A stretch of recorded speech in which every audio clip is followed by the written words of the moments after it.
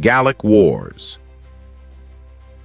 The Gallic Wars were waged between 58 BCE and 50 BCE by the Roman general Julius Caesar against the peoples of Gaul, present-day France, Belgium, along with parts of Germany and the United Kingdom.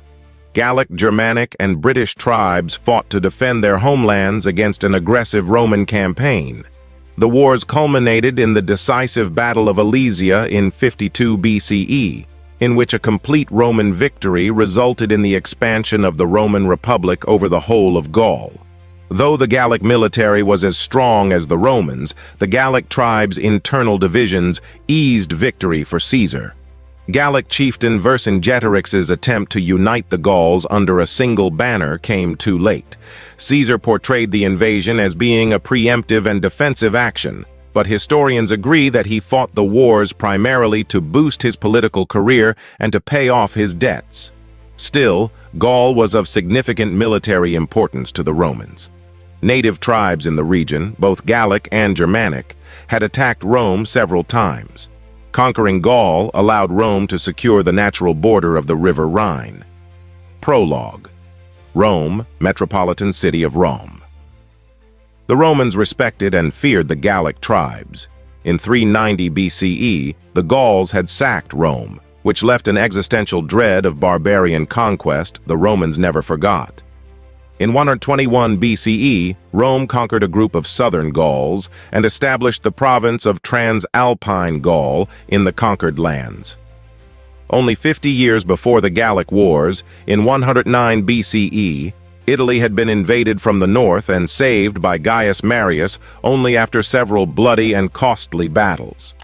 Around 63 BCE, when a Roman client state, the Gallic Arverni, conspired with the Gallic Sequani and the Germanic Suebi nations east of the Rhine to attack the Gallic Aedui, a strong Roman ally, Rome turned a blind eye.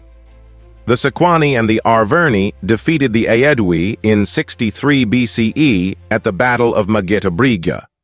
Rising politician and General Julius Caesar was the Roman commander and agonist of the war. As a result of the financial burdens of being consul, the highest office in the Roman Republic, in 59 BCE, Caesar had incurred significant debts. To strengthen Rome's position among the Gauls, he had paid substantial money to Ariovistus, king of the Suebi, to cement an alliance. Caesar had 4 veteran legions under his direct command initially: Legio VII, Legio Fate, Legio IX Hispana, and Legio X. As he had been governor of Hispania Ulterior in 61 BCE and had campaigned successfully with them against the Lusitanians, Caesar knew most, perhaps even all, of the legions personally. His ambition was to conquer and plunder some territories to get himself out of debt. It is possible that Gaul was not his initial target. He may have been planning a campaign against the Kingdom of Dacia in the Balkans instead. However, a mass migration of Gallic tribes in 58 BCE provided a convenient casus belli, and Caesar prepared for war. Helvetii campaign. The Helvetii were a confederation of about 5 related Gallic tribes that lived on the Swiss plateau, hemmed in by the mountains and the rivers Rhine and Rhone. They had come under increased pressure from Germanic tribes to the north and the east, and began planning for a migration around 61 BCE. They intended to travel across Gaul to the west coast, a route that would have taken them around the Alps and through lands of the Aedui, a Roman ally, into the Roman province of Transalpine Gaul. As word of the migration spread, neighboring tribes grew concerned, and Rome sent ambassadors to several tribes to convince them not to join the Helvetii. Concern grew in Rome that the Germanic tribes would fill in the lands vacated by the Helvetii. The Romans much preferred the Gauls to the Germanic tribes as neighbors. The consuls of 60, Metellus, and 59 BCE, Caesar, both wanted to lead a campaign against the Gauls, though neither had a casus belli at the time. On the 28th of March in 58 BCE, the Helvetii began their migration, bringing along all their peoples and livestock. They burned their villages and stores to ensure the migration could not be reversed. Upon reaching Transalpine Gaul, where Caesar was governor, they asked permission to cross the Roman lands. Caesar entertained the request but ultimately denied it. The Gauls turned north instead, entirely avoiding Roman lands. The threat to Rome was seemingly over, but Caesar led his army over the border and attacked the Helvetii unprovoked. So began what historian Kate Gilliver describes as an aggressive war of expansion led by a general who was seeking to advance his career. Caesar's consideration of the Gallic request to enter Rome was not indecision, but a play for time. He was in Rome when news of the migration arrived, and he rushed to Transalpine Gaul, raising 2 legions and some auxiliaries along the way. He delivered his refusal to the Gauls and then promptly returned to Italy to gather the legions he had raised on his previous trip and 3 veteran legions. Caesar now had between 24,000 and 30,000 legionary troops, and some quantity of auxiliaries, many of whom were themselves Gauls. He marched north to the river Saône, where he caught the Helvetii in the middle of crossing. Some 3/4 had crossed. He slaughtered those who had not. Caesar then crossed the river in one day using a pontoon bridge. He followed the Helvetii, but chose not to engage in combat, waiting for ideal conditions. The Gauls attempted to negotiate, but Caesar's terms were draconian, likely on purpose as he may have used it as another delaying tactic. Caesar's supplies ran thin on 20th June, forcing him to travel towards Allied territory and be bracked. While his army had easily crossed the Saône, his supply train had still not. The Helvetii could now outmaneuver the Romans and had time to pick up Boii and Tulingi allies. They used this moment to attack Caesar's rearguard, Battle of Bibracte. Informed by deserters from the Allied auxiliary cavalry of Lucius Aemilius, the commander of the cavalry, the Helvetii decided to harass Caesar's rear guard. When Caesar observed this, he sent his cavalry to delay the attack. He then placed the 7th, Legio VII Claudia, 8th, Legio Fate Augusta, 9th, Legio Novim Hispana, and 10th Legions, Legio X Equestris, organized in Roman fashion, triplex aces, or triple battle order, at the foot of a nearby hill, the top of which he occupied himself, along with the 11th, Legio Vifint Claudia, and 12th, Legio Thovin Fulminata, legions and all his auxiliaries. His baggage train was assembled near the summit, where it could be guarded by the forces there. Having driven off Caesar's cavalry and with their own baggage train secured, the Helvetii engaged in the 7th hour, approximately noon or 1 o'clock. According to Caesar, his hilltop battle line easily threw back the onslaught by using pila, javelins, throwing spears. The Roman legionaries then drew swords and advanced downhill, wading into their opponents. Many Helvetii warriors had pila sticking out of their shields and threw them aside to fight unencumbered, but this also made them more vulnerable.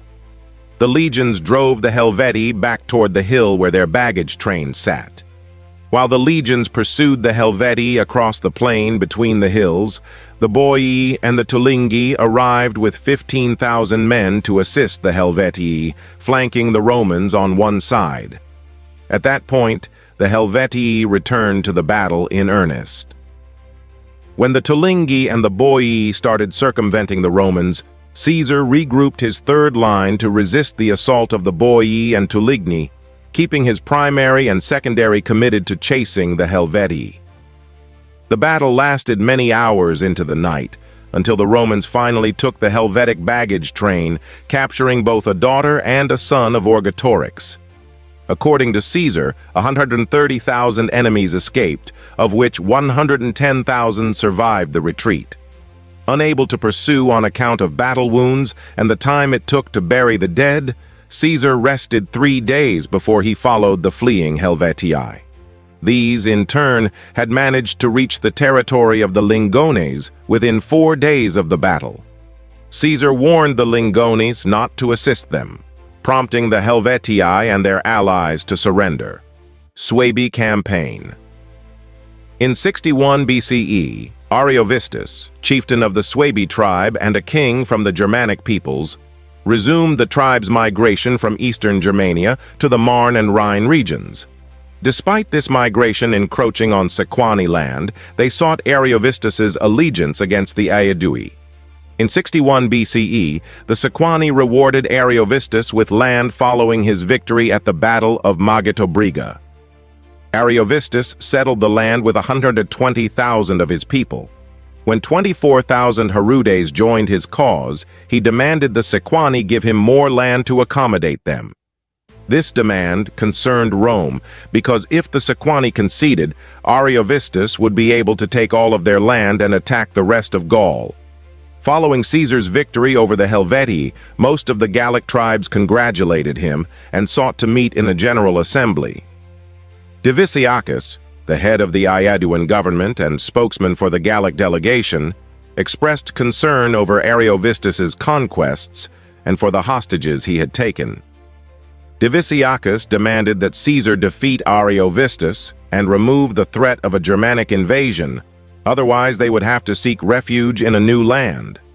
Not only did Caesar have a responsibility to protect the long-standing allegiance of the Aedui, but this proposition presented an opportunity to expand Rome's borders, strengthen loyalty within Caesar's army, and establish him as the commander of Rome's troops abroad. The Senate had declared Ariovistus a king and friend of the Roman people in 59 BCE, so Caesar could not easily declare war on the Suebi tribe. Caesar said he could not ignore the pain the Aedui had suffered and delivered an ultimatum to Ariovistus demanding that no Germanic tribesmen cross the Rhine, the return of Aedui hostages, and the protection of the Aedui and other friends of Rome. Although Ariovistus assured Caesar that the Aedui hostages would be safe as long as they continued their yearly tribute, he took the position that he and the Romans were both conquerors, and that Rome had no jurisdiction over his actions. With the attack of the Herudes on the Aedui, and the report that 100 clans of Suebi were trying to cross the Rhine into Gaul, Caesar had the justification he needed to wage war against Ariovistus in 58 BCE, Battle of Vosges. Prior to the battle, Caesar and Ariovistus held a parley. Ariovistus's cavalry cast stones and weapons at the Roman cavalry. Caesar broke off negotiations and instructed his men not to retaliate to prevent the Suebi from claiming they were induced into a trap by their accepting an opportunity to talk. The next morning, Caesar assembled his allied troops in front of the second camp and advanced his legions in triplex aces, 3 lines of troops, towards Ariovistus. Each of Caesar's 5 legates and his quaestor were given command of a legion. Caesar lined up on the right flank. Ariovistus countered by lining up his 7 tribal formations. Caesar was victorious in the battle that ensued, due in large part to the charge made by Publius Crassus. As the Germanic tribesmen began to drive back the Roman left flank, Crassus led his cavalry in a charge to restore balance and ordered up the cohorts of the third line. As a result, the whole Germanic line broke and began to flee. Caesar claims that most of Ariovistus's 120,000 men were killed. He and what remained of his troops escaped and crossed the Rhine, never to engage Rome in battle again. The Suebi camping near the Rhine returned home. Caesar was victorious. The Battle of Vosges is the 3rd major battle of the Gallic Wars. Germanic tribes crossed the Rhine, seeking a home in Gaul. Belgae Campaign. Caesar's stunning victories in 58 BCE had unsettled the Gallic tribes. Many rightly predicted Caesar would seek to conquer all of Gaul, and some sought alliance with Rome. As the campaigning season of 57 BCE dawned, both sides were busy recruiting new soldiers. Caesar set off with 2 more legions than the year before, with 32,000 to 40,000 men, along with a contingent of auxiliaries. The exact number of men the Gauls raised is unknown, but Caesar claims he would fight 200,000. Intervening again in an intra-Gallic conflict, Caesar marched against the Belgae tribal confederation, who inhabited the area roughly bounded by modern-day Belgium. They had recently attacked a tribe allied with Rome, and before marching with his army to meet them, Caesar ordered the Remi and other neighboring Gauls to investigate the Belgae's actions. The Belgae and the Romans encountered each other near Bibrax. The Belgae attempted to take the fortified Oppidum, main settlement, from the Remi, but were unsuccessful and chose instead to raid the nearby countryside. Each side tried to avoid battle, as both were short on supplies, a continuing theme for Caesar, who gambled and left his baggage train behind several times. Caesar ordered fortifications built, which the Belgae understood would give them a disadvantage. Instead of making battle, the Belgic army simply disbanded, as it could be reassembled easily. Battle of the Axona. After the Belgae gave up on their siege of the town of Bibrax, belonging to the Remi tribe, they encamped their army within 2 Roman miles of Caesar's camp. Although he was reluctant to give battle at first, some minor cavalry skirmishes between the camps gave Caesar the impression that his men were not inferior to the Belgae, and thus decided on a pitched battle. As Caesar's forces were outnumbered and thus at risk of being outflanked, he had his army build 2 trenches, each 400 paces long, one on each side of the plain before the Roman camp. At the end of these trenches, Caesar had small forts built in which he placed his artillery. Then, leaving 2 legions as a reserve in the camp, he drew up his remaining 6 in battle order, and the enemy did the same. The crux of the battle lay in the small marsh that was situated between the 2 armies, and both forces anxiously anticipated the other's crossing of this obstacle, as it was sure to disorder the forces that did so. Cavalry skirmishes began the battle, although neither force crossed the marsh. Caesar claims his forces came out favorably in these initial actions, and so led his forces back to his camp. After Caesar's maneuver, the Belgic forces circumvented the camp and endeavored to approach it from behind. The rear of the camp was bordered by the river Axona, today called the River Ain, and the Belgae sought to attack the camp via a single fording spot in the river.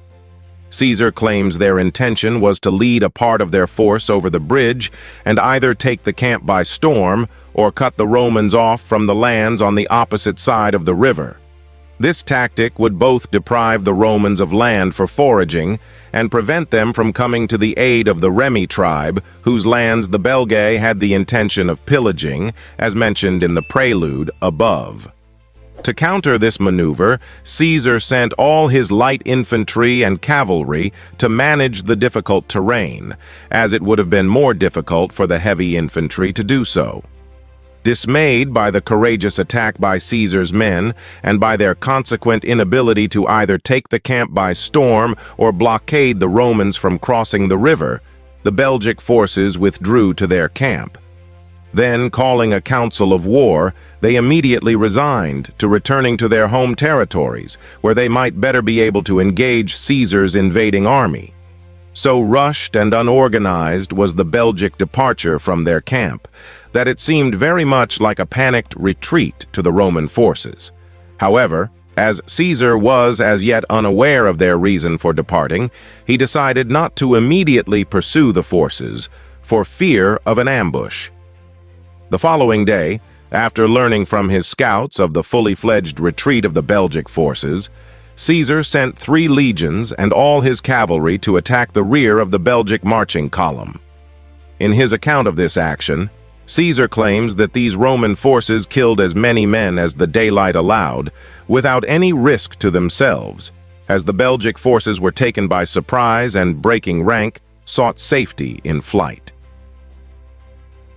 Battle of the Sabines. After the Battle of Axona, Caesar continued his advance and tribes surrendered one by one. However, 4 tribes, the Nervii, the Atrebates, the Aduatuci, and the Viromandui, refused to submit. The Ambiani told Caesar that the Nervii were the most hostile of the Belgae to Roman rule. A fierce and brave tribe, they did not allow the import of luxury items, as they believed these had a corrupting effect and probably feared Roman influence. They had no intention of entering peace negotiations with the Romans. Caesar would move on them next. The Battle of the Sabes was fought in 57 BCE near modern Salzoir in northern France, between Caesar's legions and an association of Belgae tribes, principally the Nervii. Julius Caesar, commanding the Roman forces, was surprised and nearly defeated. According to Caesar's report, a combination of determined defense, skilled generalship, and the timely arrival of reinforcements allowed the Romans to turn a strategic defeat into a tactical victory.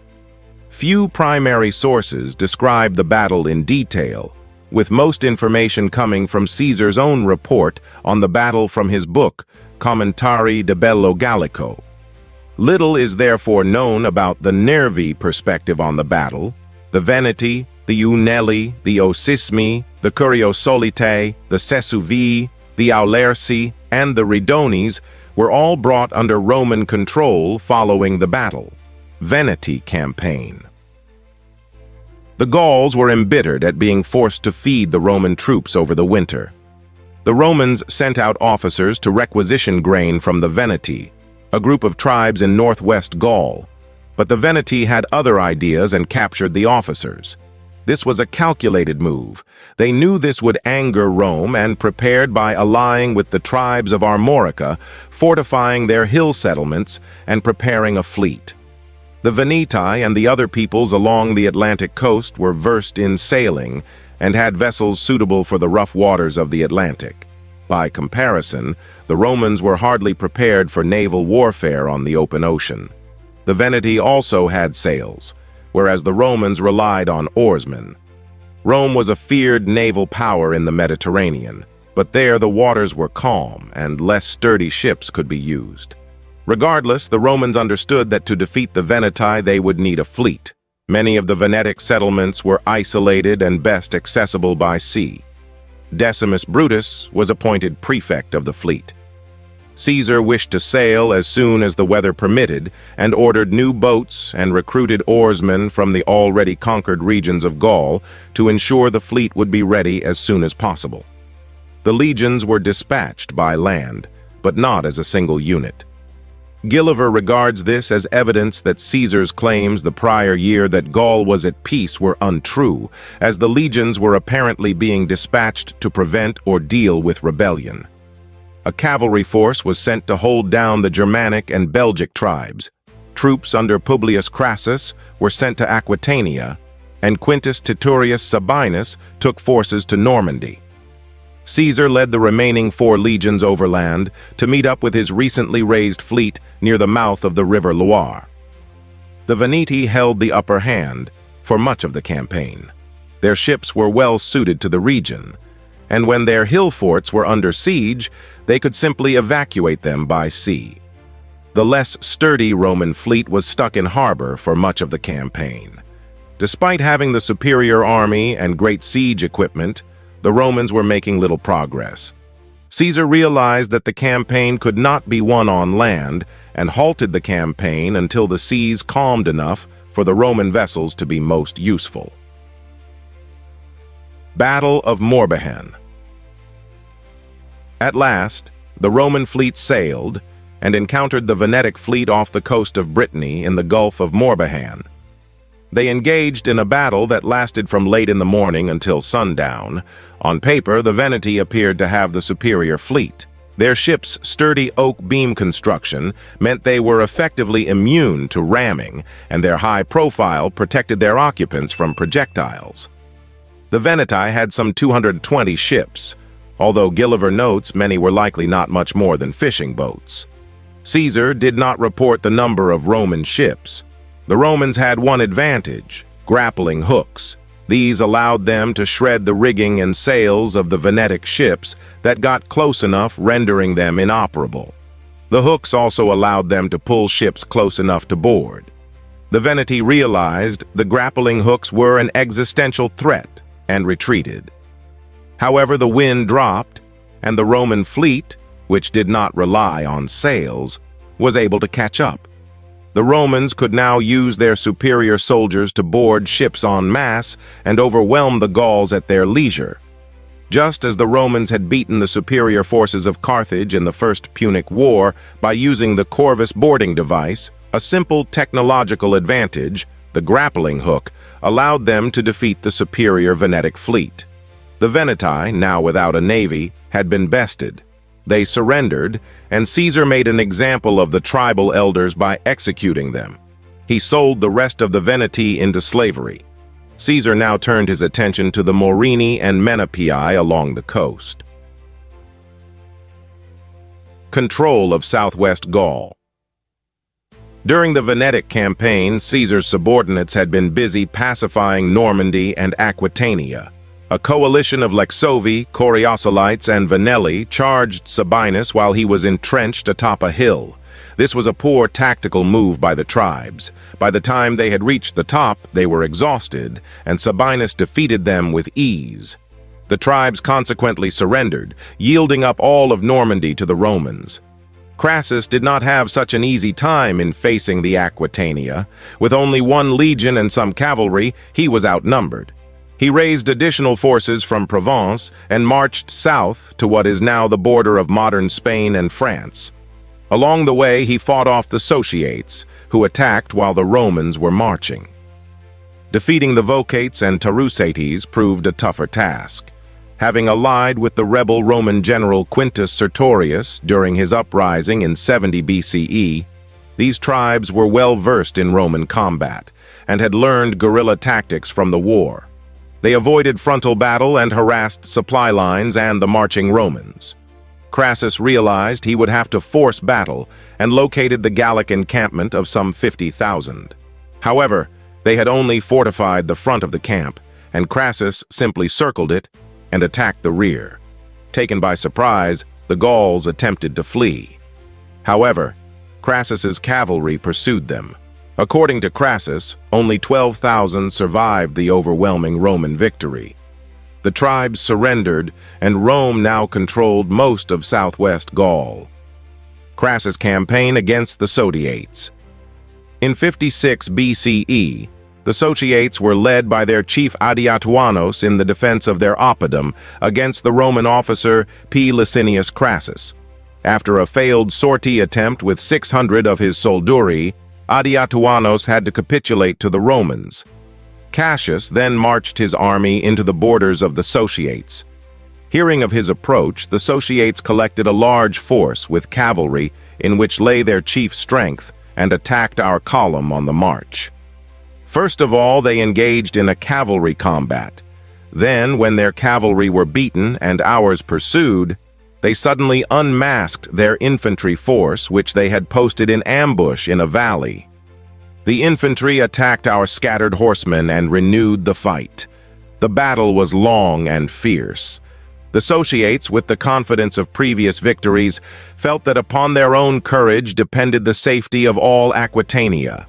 The Romans were eager to have it seen what they could accomplish under a young leader without the commander-in-chief and the rest of the legions.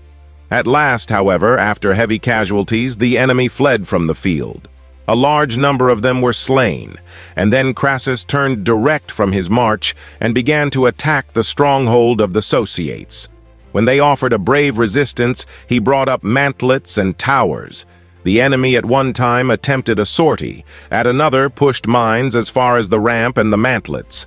And in mining, the Aquitani are by far the most experienced of men, because in many localities among them there are copper mines and diggings.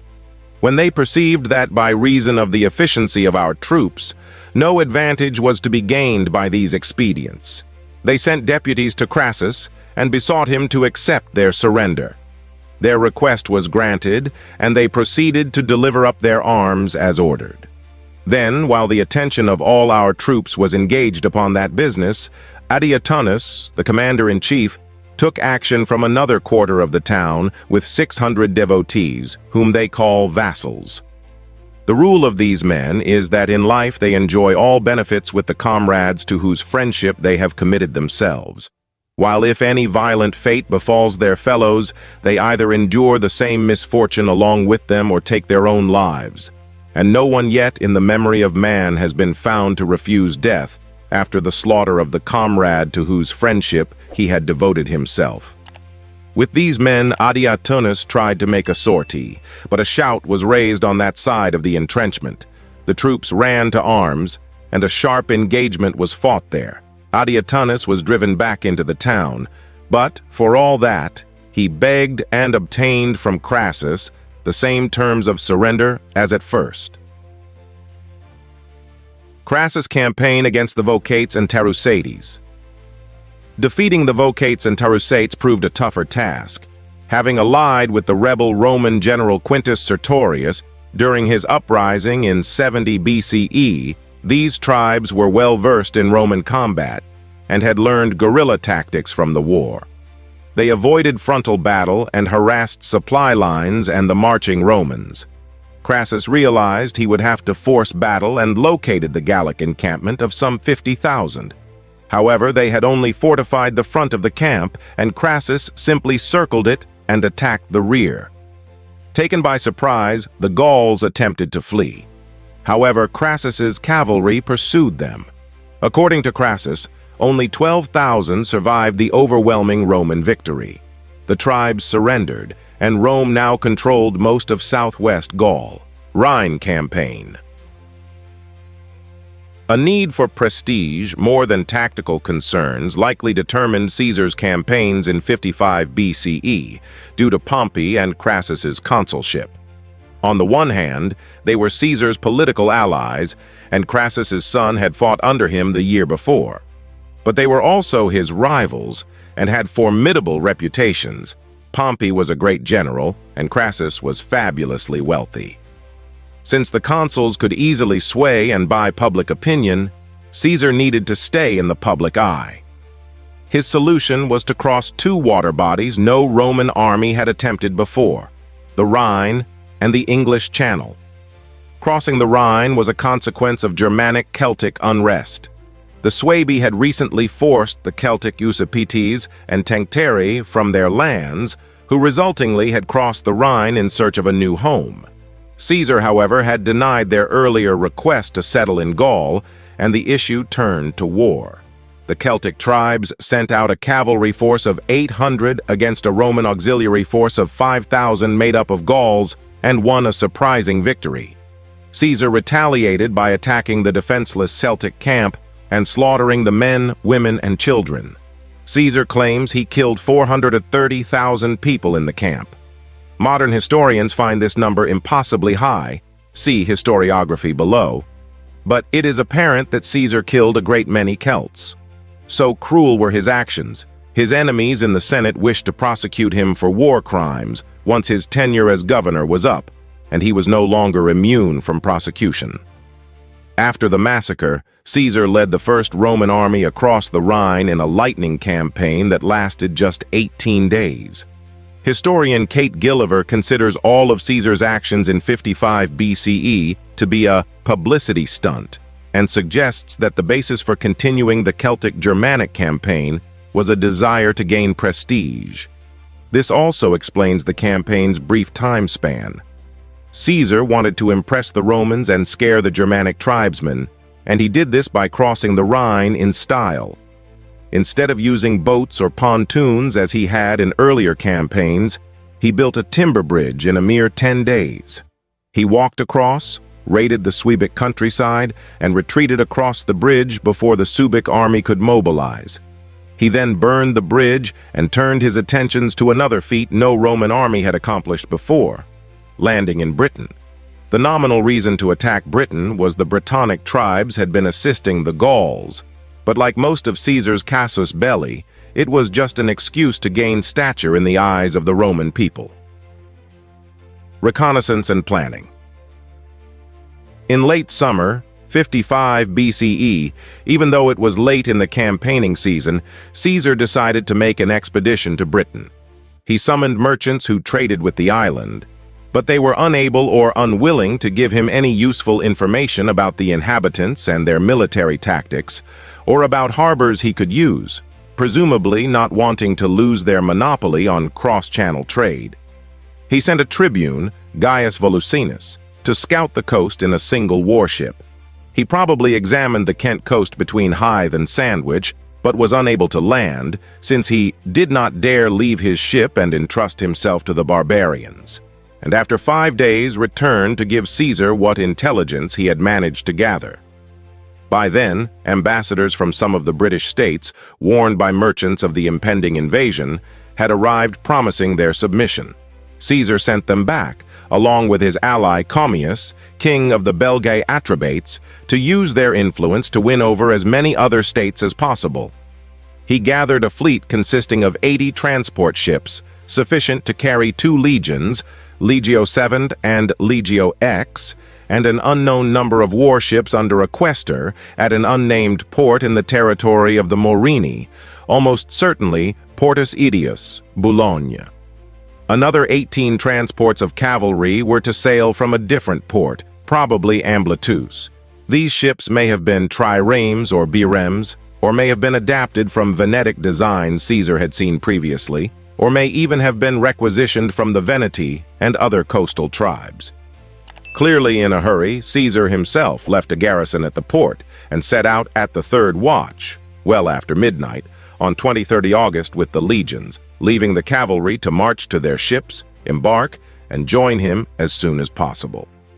In light of later events, this was either a tactical mistake or, along with the fact that the legions came over without baggage or heavy siege gear, confirms the invasion was not intended for complete conquest.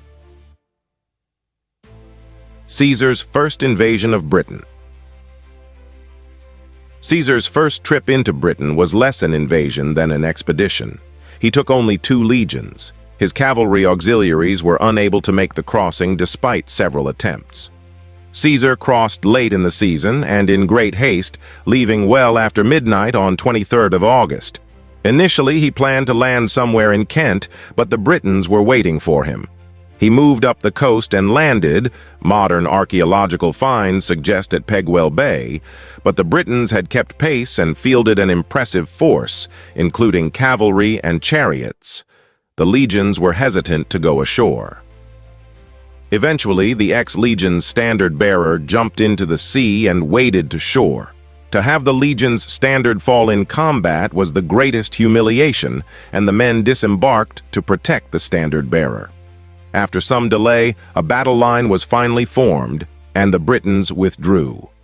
Because the Roman cavalry had not made the crossing, Caesar could not chase down the Britons. The Romans' luck did not improve, and a Roman foraging party was ambushed. The Britons took this as a sign of Roman weakness and amassed a large force to assault them. A short battle ensued, though Caesar provides no details beyond indicating the Romans prevailed. Again, the lack of cavalry to chase down the fleeing Britons prevented a decisive victory. The campaigning season was now nearly over, and the legions were in no condition to winter on the coast of Kent. Caesar withdrew back across the Channel. Gulliver notes that Caesar once again narrowly escaped disaster. Taking an understrength army with few provisions to a far-off land was a poor tactical decision, which easily could have led to Caesar's defeat. Yet he survived. While he had achieved no significant gains in Britain, he had accomplished a monumental feat simply by landing there. It was a fabulous propaganda victory as well, which was chronicled in Caesar's ongoing Commentari de Bello Gallico. The writings in the Commentari fed Rome a steady update of Caesar's exploits, with his own personal spin on events. Caesar's goal of prestige and publicity succeeded enormously. Upon his return to Rome, he was hailed as a hero and given an unprecedented 20-day Thanksgiving. He now began planning for a proper invasion of Britain. Period of unrest and diversions, second invasion of Britain. Caesar's approach towards Britain in 54 BCE was far more comprehensive and successful than his initial expedition. New ships had been built over the winter, and Caesar now took 5 legions and 2,000 cavalry. He left the rest of his army in Gaul to keep order. Gulliver notes that Caesar took with him a good number of Gallic chiefs whom he considered untrustworthy so he could keep an eye on them, a further sign that he had not comprehensively conquered Gaul. Determined not to make the same mistakes as the previous year, Caesar gathered a larger force than on his previous expedition with 5 legions as opposed to 2, plus 2,000 cavalry, carried in ships which he designed with experience of Venetic shipbuilding technology so as to be more suitable for a beach landing than those used in 55 BCE, being broader and lower for easier beaching. This time, he named Portus Aetius as the departure point. Titus Labienus was left at Portus Aetius to oversee regular food transports from there to the British beachhead. The military ships were joined by a flotilla of trading ships captained by Romans and provincials from across the empire and local Gauls, hoping to cash in on the trading opportunities. It seems more likely that the figure Caesar quotes for the fleet, 800 ships, include these traders and the troop transports, rather than the troop transports alone. Caesar landed without resistance and immediately went to find the Brittonic army. The Britons used guerrilla tactics to avoid a direct confrontation. This allowed them to gather a formidable army under Cassivellaunus, king of the Catuvellauni. The Brittonic army had superior mobility due to its cavalry and chariots, which easily allowed them to evade and harass the Romans. The Britons attacked a foraging party, hoping to pick off the isolated group, but the party fought back fiercely and thoroughly defeated the Britons. They mostly gave up resistance at this point, and a great many tribes surrendered and offered tribute. Kent campaign. Upon landing, Caesar left Quintus Atrius in charge of the beachhead and made an immediate night march 12 ethmeres and 19 kilometer inland, where he encountered the British forces at a river crossing, probably somewhere on the River Stour. The Britons attacked but were repulsed and attempted to regroup at a fortified place in the forests, possibly the hill fort at Bigberry Wood, Kent, but were again defeated and scattered. As it was late in the day and Caesar was unsure of the territory, he called off the pursuit and made camp. However, the next morning, as he prepared to advance further, Caesar received word from Atrius that, once again, his ships at anchor had been dashed against each other in a storm and suffered considerable damage. About 40, he says, were lost. The Romans were unused to Atlantic and Channel tides and storms, but nevertheless, considering the damage he had sustained the previous year, this was poor planning on Caesar's part. However, Caesar may have exaggerated the number of ships wrecked to magnify his own achievement in rescuing the situation. He returned to the coast, recalling the legions that had gone ahead, and immediately set about repairing his fleet. His men worked day and night for approximately 10 days, beaching and repairing the ships, and building a fortified camp around them. Word was sent to Labienus to send more ships. Caesar was on the coast on 1st September, from where he wrote a letter to Cicero.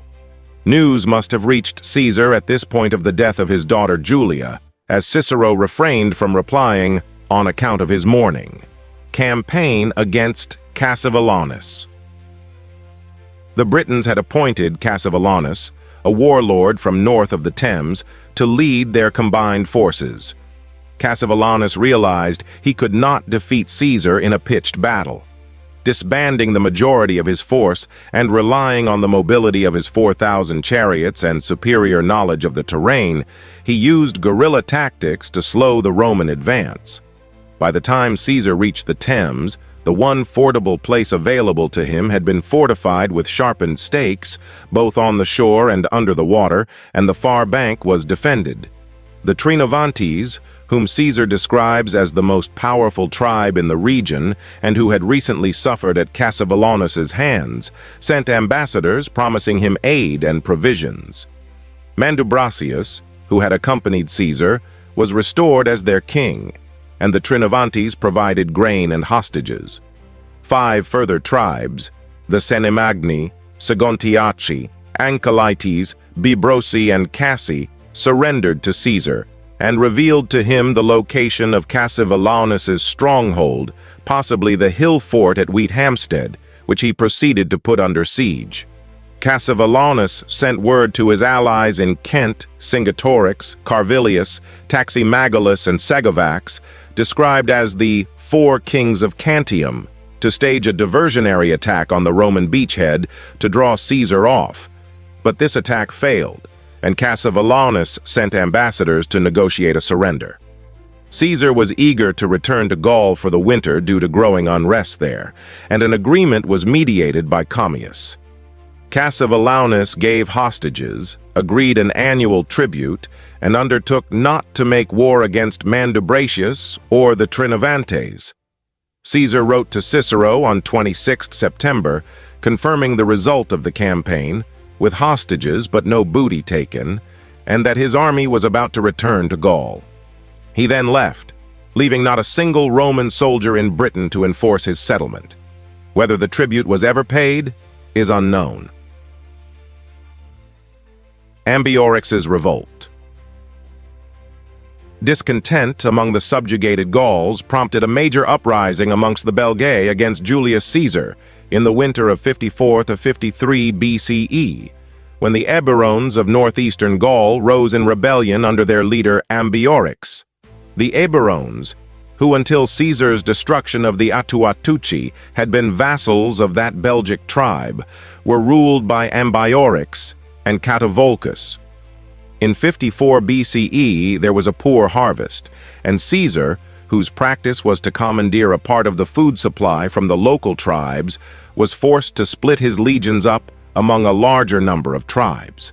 To the Eburones, he sent Quintus Titurius Sabinus and Lucius Aurunculeius Cotta, with the command of a recently levied 14th Legion from north of the Po, and a detachment of 5 cohorts, a total strength of 9,000 men. Ambiorix and his tribesmen attacked and killed several Roman soldiers who were foraging for wood in the nearby vicinity. One morning, the Romans marched out of their fort. The enemy heard the hubbub in the fort and prepared an ambush. When dawn broke, the Romans, in marching order, long columns of soldiers with each unit following the other, more heavily burdened than usual, left the fort. When the greater part of the column had entered a ravine, the Gauls assaulted them from either side and sought to harry the rearguard and prevent the vanguard from leaving the ravine. Due to the length of the column, the commanders could not issue orders efficiently, so they passed word along the line to the units to form into a square. The troops fought bravely, though, with fear, and in clashes were successful. Thus, Ambiorix ordered his men to discharge their spears into the troops, to fall back if attacked by a group of Romans, and chase back the Romans when they tried to fall into rank. Sabinus sent word to Ambiorix to treat for surrender, a proposal which was acceded to. Cotta refused to come to terms and remained steadfast in his refusal to surrender, while Sabinus followed through with his plan to surrender. However, Ambiorix, after promising Sabinus his life and the safety of his troops, distracted him with a long speech, all the while slowly surrounding him and his men and slaughtering them. The Gauls then charged down en masse onto the waiting Romans, where they killed Cotta, still fighting, and the great majority of the troops. The remainder fell back to the fort where, despairing of help, they killed each other. Only a few men slipped away to inform Titus Labienus of the disaster. Overall, 1 legion and 5 cohorts, around 7,500 Romans, were killed in the battle. The rest of 53 BCE was occupied with a punitive campaign against the Eburones and their allies, who were said to have been all but exterminated by the Romans. Suppressing Gallic rebellions. The winter uprising of 54 BCE had been a fiasco for the Romans. 1 legion had been lost entirely, and another almost destroyed. The revolts had shown the Romans were not truly in command of Gaul. Caesar set out on a campaign to subjugate the Gauls completely and forestall future resistance. Down to 7 legions, he needed more men. 2 more legions were recruited, and 1 was borrowed from Pompey. The Romans now had 40,000 to 50,000 men. Caesar began the brutal campaign early, before the weather had warmed. He focused on a non-traditional campaign, demoralizing populations and attacking civilians. He assaulted the Nervaii and focused his energy on raiding, burning villages, stealing livestock, and taking prisoners. This strategy worked, and the Nervaii promptly surrendered. The legions returned to their wintering spots until the campaign season started fully. Once the weather warmed, Caesar pulled a surprise attack on the Senones. Having had no time to prepare for a siege or even withdraw to their oppidum, the Senones also surrendered. Attention turned to the Menapii, where Caesar followed the same strategy of raiding he had used on the Nervii. It worked just as well on the Menapii, who surrendered quickly. Caesar's legions had been split up to put down more tribes, and his lieutenant, Titus Labienus, had with him 25 cohorts, about 12,000 men, and a good deal of cavalry in the lands of the Treveri, led by Inducio Marus. The Germanic tribes had promised aid to the Treveri, and Labienus realized that his relatively small force would be at a serious disadvantage. Thus, he sought to bait the Treveri into an attack on his terms. He did so by feinting a withdrawal, and the Treveri took the bait. However, Labienus had made sure to feint up a hill, requiring the Treveri to run up it, so by the time they reached the top, they were exhausted. Labienus dropped the pretense of withdrawing and gave battle, defeating the Treveri in minutes. The tribe surrendered shortly after. In the rest of Belgium, 3 legions raided the remaining tribes and forced widespread surrender, including the Eburones under Ambiorix. Caesar now sought to punish the Germanic tribes for daring to help the Gauls. He took his legions over the Rhine once more by building a bridge. But again, Caesar's supplies failed him, forcing him to withdraw to avoid engaging with the still mighty Suebi while short on supplies. Regardless, Caesar had exacted widespread surrender through a vicious retaliatory campaign that focused on destruction over battle. Northern Gaul was essentially flattened. At the end of the year, 6 legions were wintered, 2 each on the lands of the Senones, the Treveri, and the Lingones. Caesar aimed to prevent a repeat of the previous disastrous winter, but given the brutality of Caesar's actions that year, an uprising could not be stopped by garrisons alone. Great Revolt of the Gallic Tribes, Vercingetorix's Revolt. Gallic existential concerns came to a head in 52 BCE and caused the widespread revolt the Romans had long feared. The campaigns of 53 BCE had been particularly harsh, and the Gauls feared for their prosperity. Previously, they had not been united, which had made them easy to conquer. But this changed in 53 BCE, when Caesar announced that Gaul was now being treated as a Roman province, subject to Roman laws and religion. This was a subject of immense concern for the Gauls, who feared the Romans would destroy the Gallic Holy Land, which the Carnutes watched over. Each year, the Druids met there to mediate between the tribes on the lands considered the center of Gaul. A threat to their sacred lands was an issue that finally united the Gauls. Over the winter, the charismatic king of the Arverni tribe, Vercingetorix, assembled an unprecedented grand coalition of Gauls. Caesar responds. Caesar was still in Rome when news of the revolt reached him. He rushed to Gaul in an attempt to prevent the revolt from spreading, heading first to Provence to see to its defense, and then to Agedincum to counter the Gallic forces. Caesar took a winding route to the Gallic army to capture several oppidum for food. Vercingetorix was forced to withdraw from his siege of the Boii capital of Gorgobina. The Boii had been allied to Rome since their defeat at Roman hands in 58 BCE. However, it was still winter, and he realized the reason Caesar had detoured was that the Romans were low on supplies. Thus, Vercingetorix set out a strategy to starve the Romans. He avoided attacking them outright and raided foraging parties and supply trains instead. Vercingetorix abandoned a great many oppidum, seeking only to defend the strongest, and to ensure the others and their supplies could not fall into Roman hands. Once again, a lack of supplies forced Caesar's hand, and he sieged the oppidum of Avaricum, where Vercingetorix had sought refuge. Siege of Avaricum. Originally, Vercingetorix had been opposed to defending Avaricum, but the Bituriges Cubae had persuaded him otherwise. The Gallic army was camped outside the settlement. Even while defending, Vercingetorix wished to abandon the siege and outrun the Romans, but the warriors of Avaricum were unwilling to leave it. Upon his arrival, Caesar promptly began construction of a defensive fortification. The Gauls continuously harassed the Romans and their foraging parties while they built their camp and attempted to burn it down. But not even the fierce winter weather could stop the Romans, and they built a very sturdy camp in just 25 days. The Romans built siege engines, and Caesar waited for an opportunity to attack the heavily fortified Oppidum. He chose to attack during a rainstorm when the sentries were distracted. Siege towers were used to assault the fort, and ballista artillery battered the walls. Eventually, the artillery broke a hole in a wall, and the Gauls could not stop the Romans from taking the settlement. The Romans then looted and pillaged Avaricum. Caesar took no prisoners and claims the Romans slew 40,000. That the Gallic coalition did not fall apart after this defeat is a testament to the leadership of Vercingetorix. Even after losing Avaricum, the Aedui were willing to revolt and join the coalition. This was yet another setback to Caesar's supply lines, as he could no longer get supplies through the Aedui, though the taking of Avaricum had supplied the army for the moment. Vercingetorix.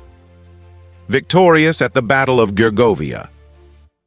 Vercingetorix now withdrew to Gergovia, the capital of his own tribe, which he was eager to defend. Caesar arrived as the weather warmed and fodder finally became available, which somewhat eased supply issues. As usual, Caesar promptly set about building a fortification for the Romans. He captured territory closer to the Oppidum. The loyalty of the Aedui to Rome was not entirely stable. Caesar suggests in his writing that Aedui leaders were both bribed gold and sent misinformation by emissaries of Vercingetorix. Caesar had agreed with the Aedui that 10,000 men would protect his line of supplies. Vercingetorix convinced the chief, Convictolitavis, who had been made chief of the tribe by Caesar, to order the same men to join him upon their arrival at the Oppidum. They attacked the Romans who were accompanying their supply train, leaving Caesar in an embarrassing position. His rations threatened, Caesar took 4 legions from the siege, surrounded the Aedui army, and defeated it.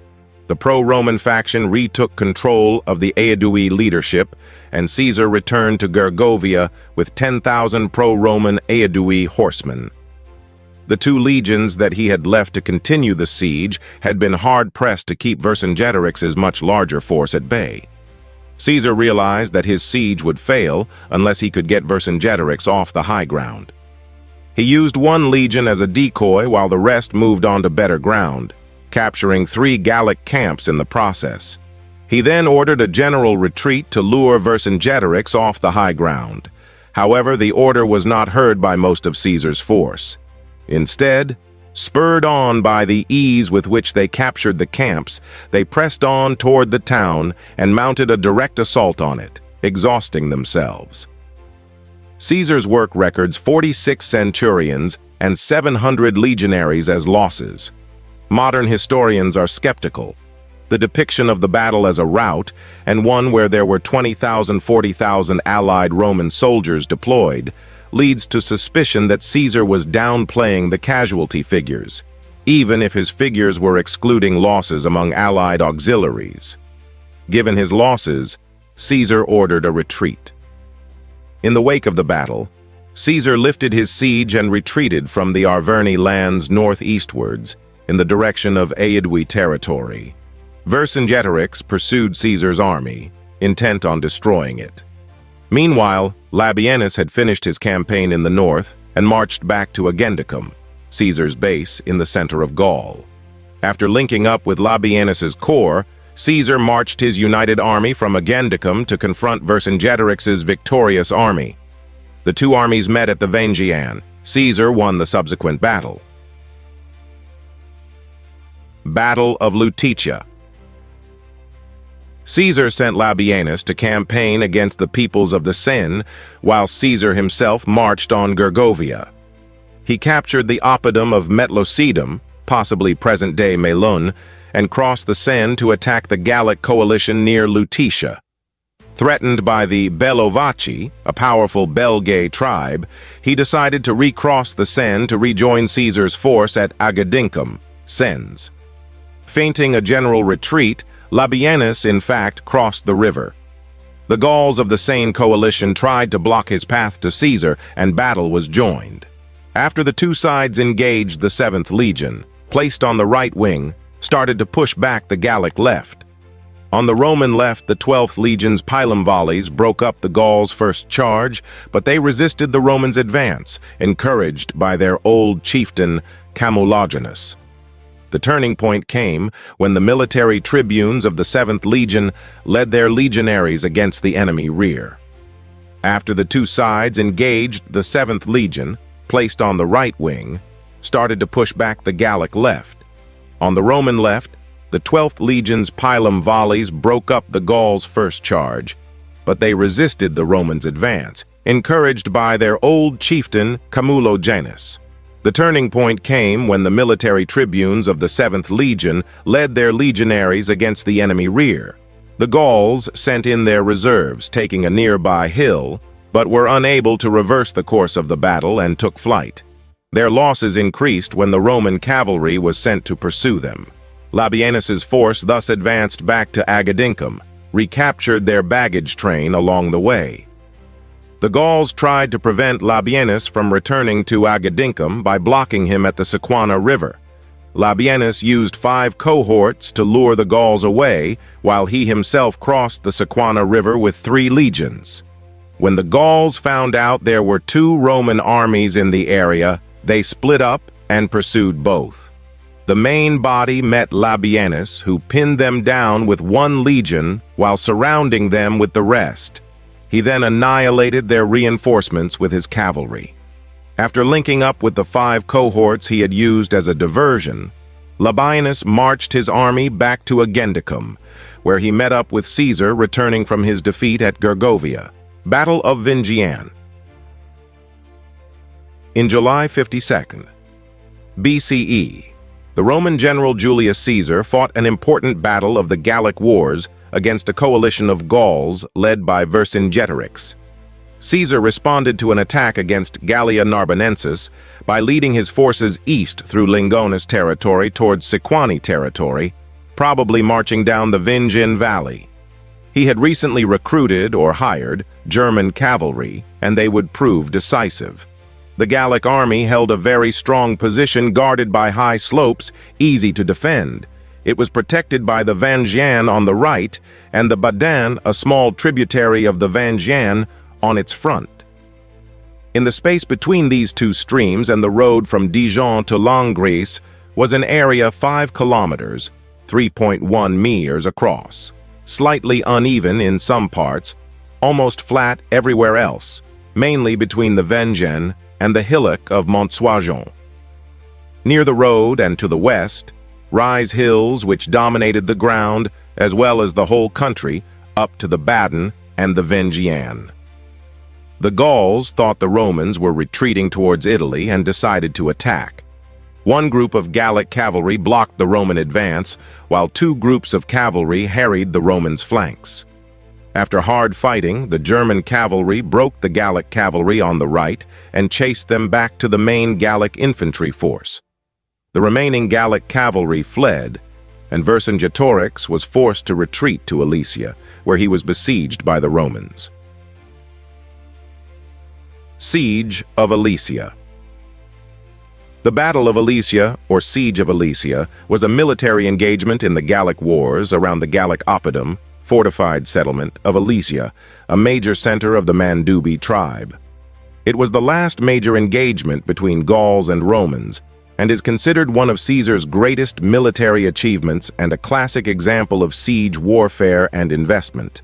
The Roman army built dual lines of fortifications, an inner wall to keep the besieged Gauls in, and an outer wall to keep the Gallic relief force out.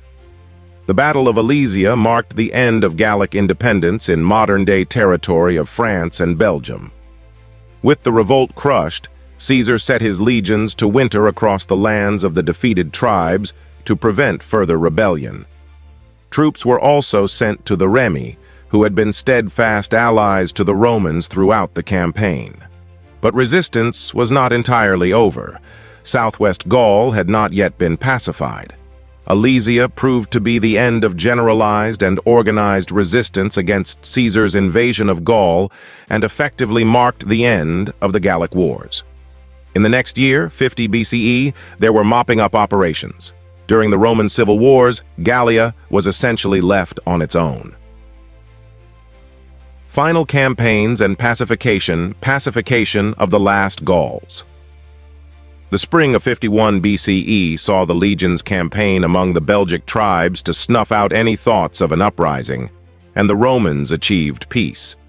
But two chiefs in southwest Gaul, Draps and Lucterius, remained openly hostile to the Romans and had fortified the formidable Cadurci oppidum of Uxellodunum. Gaius Caninius Rebilus surrounded the oppidum and set the siege of Uxellodunum, focusing on building a series of camps, a circumvallation, and disrupting Gallic access to water. A series of tunnels, of which archaeological evidence has been found, were dug to the spring that fed the city. The Gauls attempted to burn down the Roman siege works, but to no avail. Eventually, the Roman tunnels reached the spring and diverted the water supply. Not realizing the Roman action, the Gauls believed the spring going dry was a sign from the gods and surrendered. Caesar chose not to slaughter the defenders and instead just cut off their hands as an example. Siege of Uxellodunum. Lucterius, the chief of the Carduci, and Drapes, chief of the Senones, had retired to the hill fort of Uxellodunum to remain in the relative safety of the fortifications until the governorship of Gaius Julius Caesar ended in Gaul. The group had apparently planned to then begin a new rebellion against their Roman conquerors. While these actions had been ongoing, Gaius Julius Caesar was in the territory of the Belgae in Gaul. There he was informed by courier of the revolt of the Carduci and Senones. Determined to ensure that there would be no more rebellions in Gaul after the expiration of his tenure as governor, Caesar set out immediately for Uxellodunum with his cavalry, leaving behind his legions, even though his two legates had the situation under control. Indeed, Caesar made his way so quickly to Uxellodunum that he surprised his two legates. Caesar decided that the city could not be carried by force. Caesar noticed the difficulty the Gauls had collecting the water, having to come down a very steep slope to reach the riverbank. Exploiting this potential flaw in the defenses, Caesar stationed archers and ballista near the river to cover any attempt to gather water from this main source. More troublesome for Caesar, however, a secondary water source flowed down from the mountain directly underneath the walls of the fort. It seemed to be almost impossible to block access to this second source. The terrain was extremely rugged, and it would not have been feasible to take the ground by force. Before long, Caesar was informed of the location of the source of the spring. With this knowledge, he ordered his engineers to build a ramp of earth and rock that could support a 10-story siege tower, which he used to bombard the spring's source. Concurrently, he had another group of engineers build a tunnel system that finished at the source of the same spring. Shortly thereafter, the sappers tunneled through to the water source and finished the job of cutting the Gauls off from their water sources, forcing the Gauls to surrender their unfavorable position. Caesar leaves Gaul and crosses the Rubicon. Caesar accepted the Gallic surrender. However, he decided to ensure that this would mark the last Gallic rebellion by setting a severe example. He decided against executing or selling the survivors into slavery, as had been customary in contemporary battles. Instead, he had the hands of all the surviving men of military age cut off, but left them alive. He then dispersed the vanquished Gauls throughout the province for all to see that they would never again be able to take up arms against him or the Roman Republic. After dealing with the Gaulish rebels, Caesar took 2 of the legions and marched with a view to spend the summer in Aquitania, which he had previously not visited. He briefly passed through the city of Narbo Martius in the Roman province of Gallia Narbonensis and marched through Nomentosena. Deeming Gaul sufficiently pacified, as no further rebellions arose, Caesar took the 13th Legion and marched to Italy, where he proceeded to cross the Rubicon and start the Great Roman Civil War on 17th of December 50th BCE. Epilogue. In the span of 8 years, Caesar had conquered all of Gaul and part of Britain. He had become fabulously wealthy and achieved a legendary reputation. The Gallic Wars provided enough gravitas to Caesar that subsequently he was able to wage a civil war and declare himself dictator, in a series of events that would eventually lead to the end of the Roman Republic. The Gallic Wars lack a clear end date. Legions continued to be active in Gaul through 50 BCE when Aulus Hirtius took over the writing of Caesar's reports on the war. The campaigns may well have continued into Germanic lands, if not for the impending Roman Civil War. The legions in Gaul were eventually pulled out in 50 BCE as the Civil War drew near, for Caesar would need them to defeat his enemies in Rome. The Gauls had not been entirely subjugated and were not yet a formal part of the empire. But that task was not Caesar's, and he left that to his successors. Gaul would not be made formally into Roman provinces until the reign of Augustus in 27 BCE. Several rebellions happened subsequently, and Roman troops were kept stationed throughout Gaul. Historian Gilliver thinks there could have been unrest in the region as late as 70 CE, but not to the level of Vercingetorix's revolt. The conquest of Gaul marked the beginning of almost 5 centuries of Roman rule, which would have profound cultural and historical impacts. Roman rule brought with it Latin, the language of the Romans. This would evolve into Old French, giving the modern French language its Latin roots. Conquering Gaul enabled further expansion of the empire into northwestern Europe. Augustus would push into Germania and reach the Elbe, though settled on the Rhine as the imperial border following the disastrous Battle of the Teutoburg Forest. In addition to facilitating the conquest of parts of Germania, the Roman conquest of Britain led in 43 CE by Claudius also built on Caesar's invasions. The Roman hegemony would last with only one interruption until the crossing of the Rhine in 406 CE.